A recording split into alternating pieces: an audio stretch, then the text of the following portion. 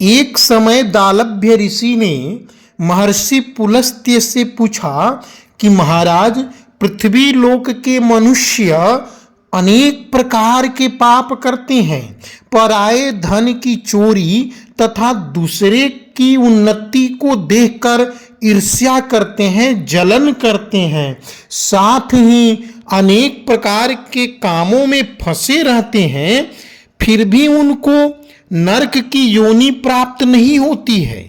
इसका क्या कारण है? हे महाराज, वह कौन से दान पुण्य करते हैं जिससे उनके पाप नष्ट हो जाते हैं? कृपा पूर्वक आप मुझसे कहिए।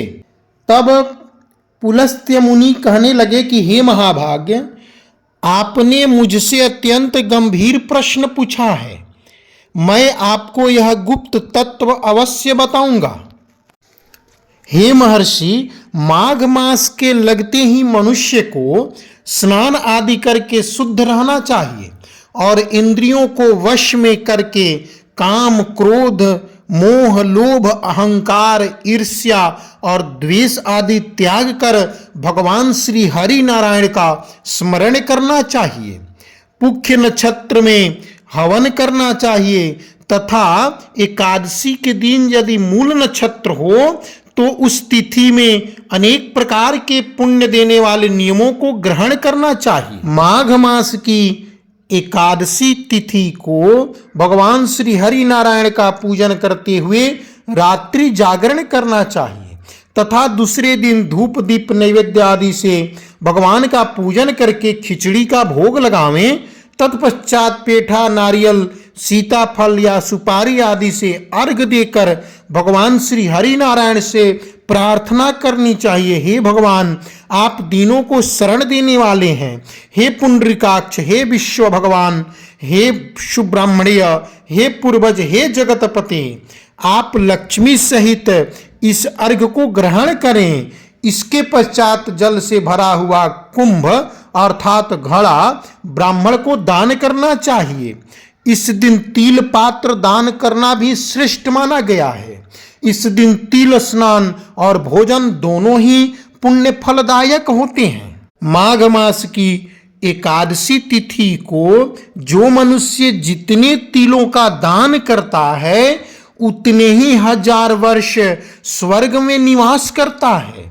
आज के दिन महर्षि पुलस्त्य कहने लगे कि हे ऋषिगण, आज के दिन अर्थात माघ कृष्ण पक्ष सटतिला एकादशी के दिन 6 प्रकार का प्रयोग करना चाहिए। आज के दिन तिल स्नान, तिल का उबटन करना, तिल का हवन करना, तिल का तर्पण करें, तिल का भोजन करें और तिलों का दान करना चाहिए। इन 6 प्रकार के प्रयोग होने के कारण यह एकादशी तिथि सडतिला एकादशी के नाम से जानी जाती है। इस व्रत के करने से अनेक प्रकार के पाप नष्ट हो जाते हैं। पुलस्त्य ऋषि कहते हैं कि हे महर्षिगण, सटतिला एकादशी व्रत को करने से मनुष्य के अनेक पाप क्षय हो जाते हैं और पुण्य की प्राप्ति होती है। इस एकादशी व्रत की कथा मैं आपसे कहता हूँ। पुलस्त्य जी कहने लगे कि हे ऋषिगण, एक समय महर्षि नारद भगवान श्री विष्णु से यही प्रश्न किए थे। भगवान ने जो सटतिला एकादशी का कथा नारद जी से कहा सो मैं तुमसे कहता हूँ।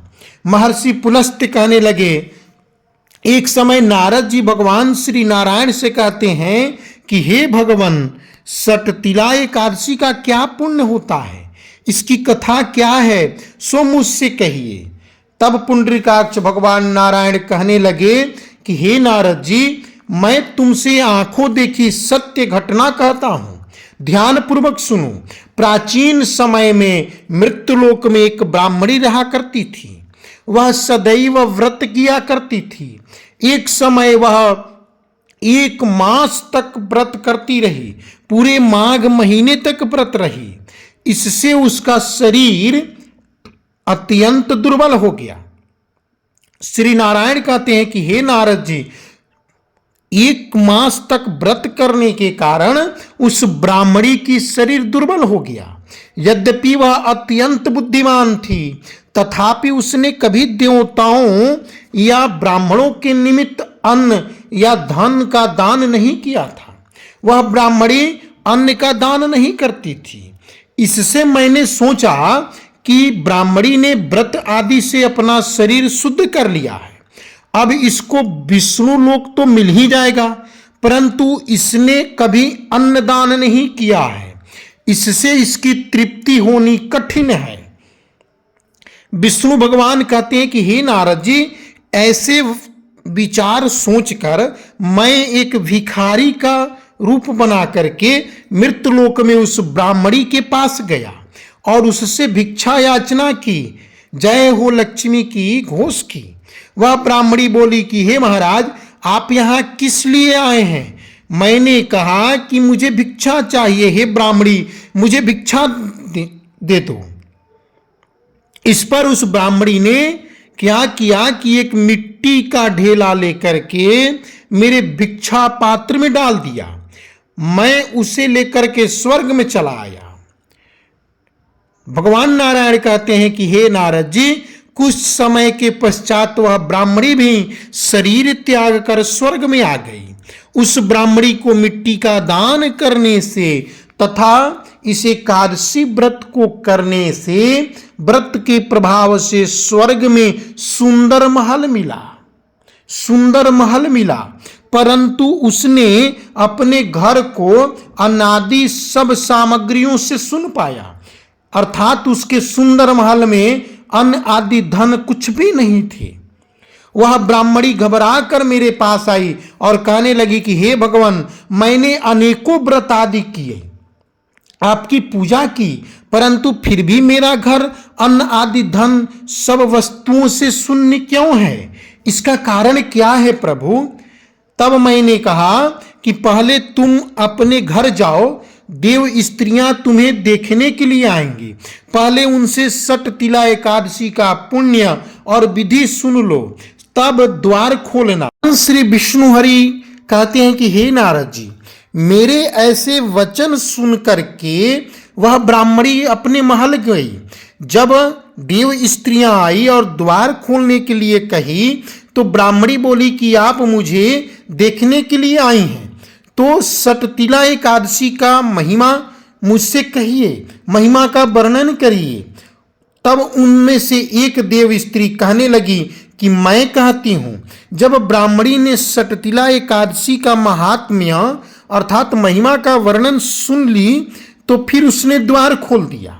देव कन्याओं ने उसको देखा कि न तो वह गांधर्वी है न आसुरी है, वरन पहले जैसी मानुषी है। उस ब्राह्मणी ने भी उनके कथनानुसार सटतिला एकादशी का व्रत किया। व्रत की विधि पूर्वक करते हुए नारायण की भजन कीर्तन की, अगले दिन दान उपदान करके व्रत की पारण की। हे नारद जी, इसके प्रभाव से वह ब्राह्मणी सुंदर और रूपवती हो गई तथा उसका घर अन्न आदि समस्त सामग्रियों से युक्त हो गया। अतः मनुष्यों को मूर्खता त्याग कर सटतिला एकादशी का व्रत और लोभ न करके तिलादि का दान करना चाहिए।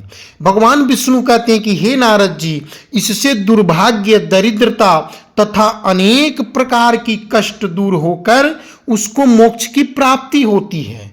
इस प्रकार पुलस्त्य ऋषि से दालभ्य आदि ऋषि महिमा का वर्णन सुनते हुए भगवान हरि नारायण की जय जयकार करते हुए गए और अगले वर्ष माघ मास कृष्ण पक्ष की सटतिला एकादशी व्रत को किया। भगवान नारायण आपकी समस्त मनोकामनाएं परिपूर्ण करें। जय श्री कृष्ण।